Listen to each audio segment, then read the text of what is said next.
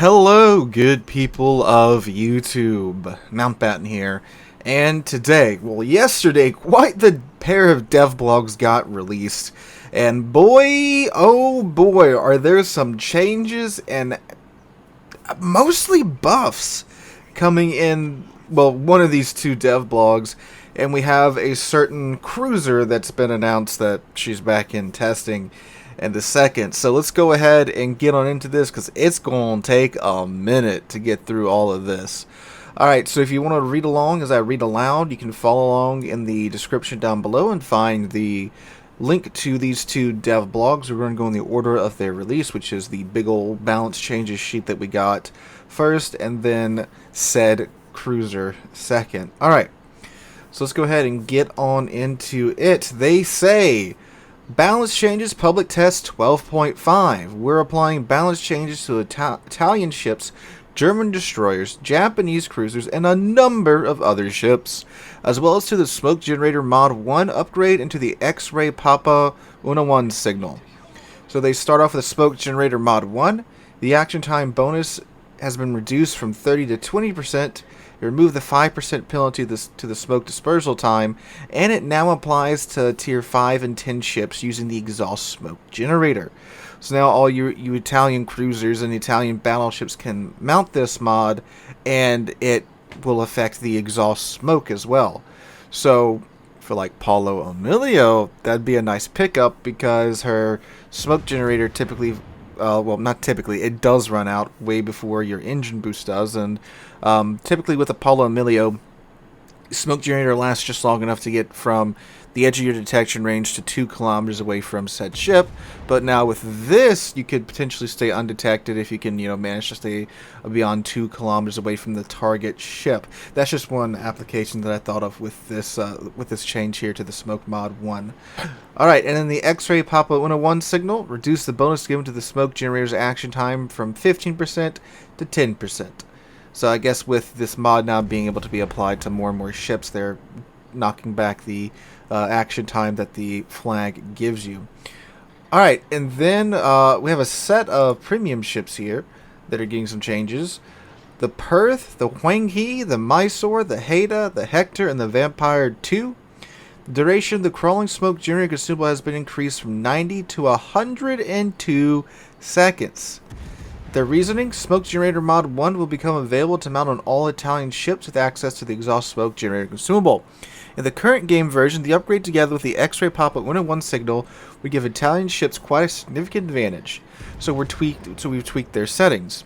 To ensure that the changes don't reduce the effectiveness of ships mounting the crawling smoke generator, the base action time of this consumable has been increased. So you're getting a nice little bump there if you have a crawling smoke ship, since that was kind of the first exhaust smoke that they had back in the day. Alright, and now, this huge list of changes. Let's get on into it. So the Conte di Cavour, the tier 5 Italian battleship, is getting a buff from its Sigma from 1.6 to 1.7. A couple more Italian battleships need some love there, but hey, it's a start. The Leone, the Italian tier 6 premium destroyer, number of smoke generator charges increased from 2 to 3, and the torpedo time has been reduced from 60 to 50 seconds. That was already the strong part of the Leone, and now they just outright buffed it by 10 seconds. That's huge. And we're just getting started. Alright, the Duca d'Aosta and the Duca degli Abruzzi, which is the 2 premium Italian cruisers we had before the Italian cruisers were added. These both have HE rather than SAP. The number of depth charges dropped per weapons charge has been increased from 2 to 4. Okay. The FR-25, the tier 7 premium Italian destroyer. Main battery reload time reduced from 6.6 to 5.8 seconds. And the torpedo range has been increased from 6 to 7 kilometers. Oh boy. The Adriatico and the Attilio Regalo, which are the tier 9 and then the tier 10 Italian Techline DDs, allow the mounting of the Fire Control System Mod 2 upgrade in the 6th slot. This is the range module. These Italian destroyers have very poor range, and this would allow you to get another kilometer or 2 out of their gun range, but at the cost of the reload module, which again, I think that's great. gives the player more choice as to what they want to run on their ship. And I mean, honestly, those ships do need a little bit more range, so that would make them a bit more comfortable to play. Alright, the Perth, the Tier 6 Tech Line Commonwealth Cruiser. Number of depth charges dropped per weapon charge has been increased from 1 to 2. Thank God, because I've tried using the Perth with a single depth charge. It's pretty miserable, so good. Alright, the Hector, the Tier 9 Premium Commonwealth Light Cruiser. Torpedo range increased from 10 to 12 kilometers. The wide torpedo spread option has been replaced with a narrow one. Citadel damage restored increased from 10 to 50%. A huge buff to Hector. Hector was alright in my eyes. This just makes her even better. She might even be considered darn good now. IMO. Alright, and then, boy oh boy, the Germans. The V-25, the G-101, the V-170, the T-22, the Emden, the Dresden, and the Kolberg. Penetration of main battery HE shells with a caliber of 105mm guns has been increased from 18 to 26 millimeters. Then the T-22, which is again the Tier 5 German destroyer, torpedo reload time reduced from 68 to 61 seconds. The main battery reload time was reduced from 4 to 3.6 seconds. Then the Z-31, the Gustav Julius Marker, the Felix Schultz, and the Elbing, which is the branch off of German destroyers, they're more of light cruisers, added the engine boost consumable to a separate slot. So they just get the engine boost consumable now. Then the Z-31, which is the Tier 7 secondary line DD, main battery reload time reduced from 8 to 7 seconds. Then the Z-35, which is the premium Tier 8 German destroyer, main battery 180 time reduced from 18 to 10 seconds. The parameters of the hydroacoustic search consumable have been changed. Now it's similar to hydroacoustic search consumable from York. So they just buffed like half the German tech tree now. The Germans are going to be crazy now.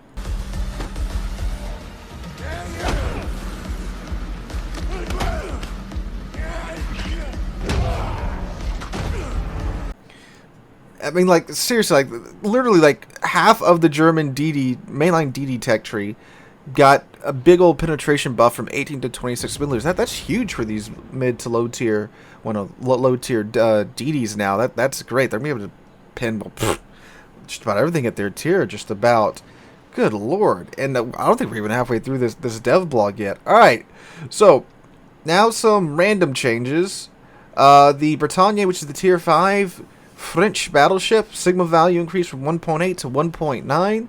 Main battery 180 degrees turn time reduced from 60 to 45 seconds. Huge buff to the Bretagne's turret traverse speed.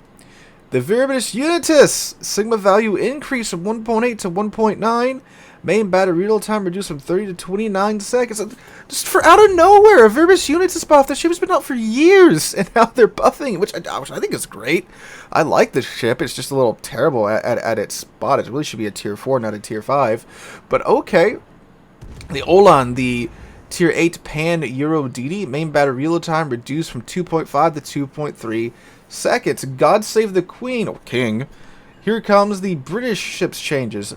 The Hawkins detectability range by sea reduced from 12.2 to 11.5 kilometers. The main battery reload time reduced from 11.7 to 10.5 seconds. A big buff to its reload time there. The Repulse, the Tier 6 Premium British Battle Cruiser, main battery reload time reduced from 27 to 25 seconds.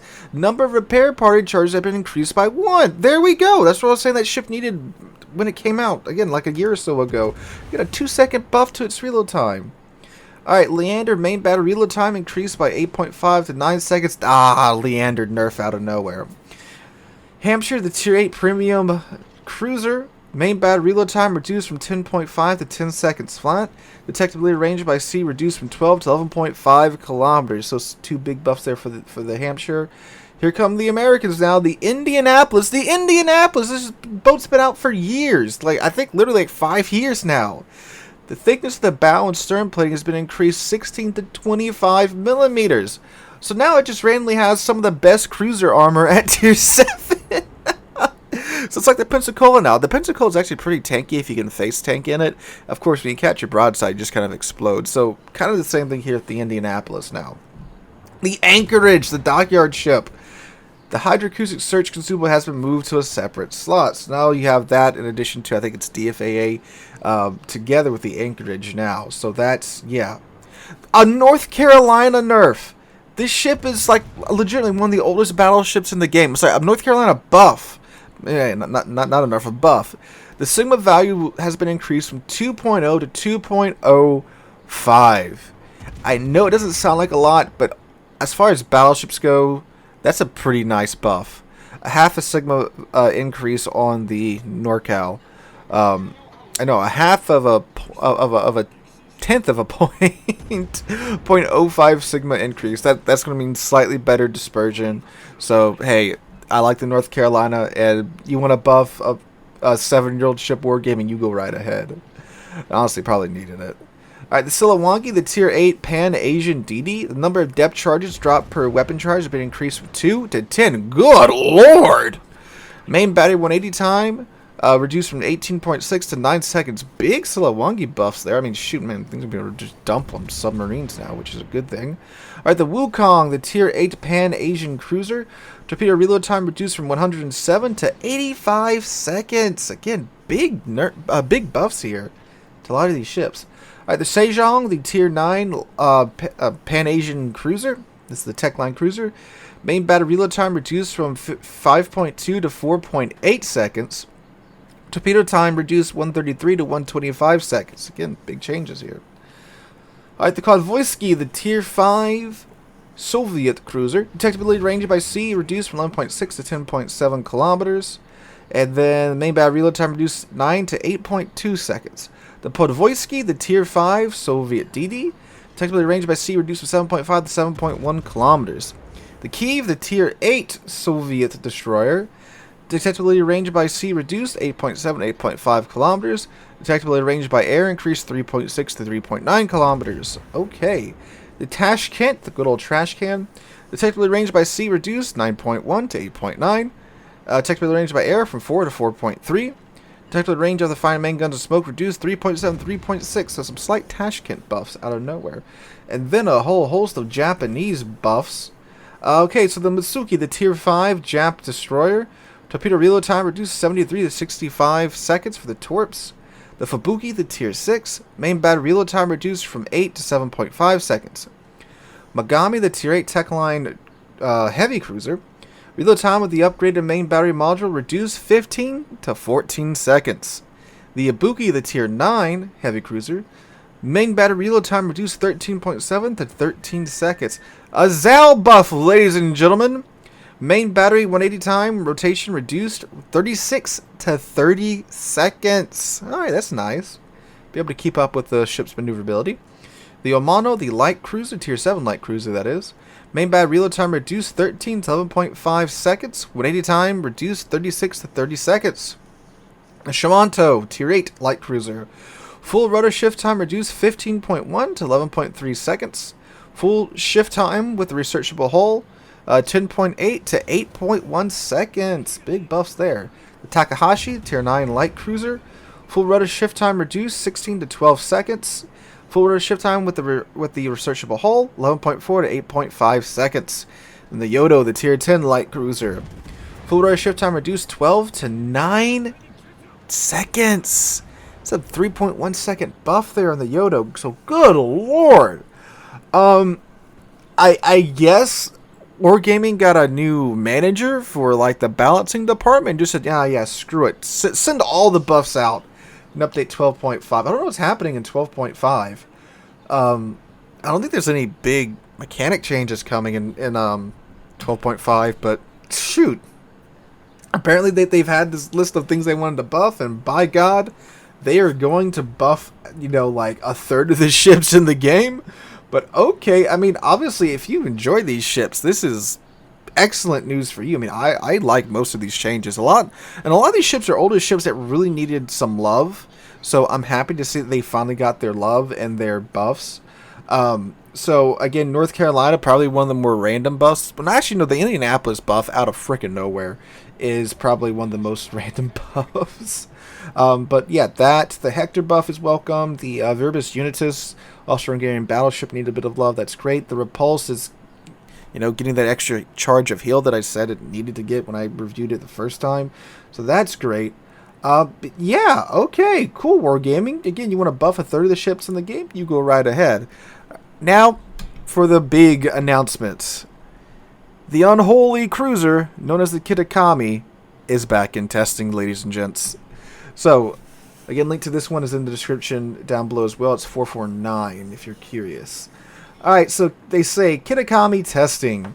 In update 12.6, we'll resume testing Kitakami, a cruiser whose main armament consists of 5 quadruple tube torpedo launchers on each side.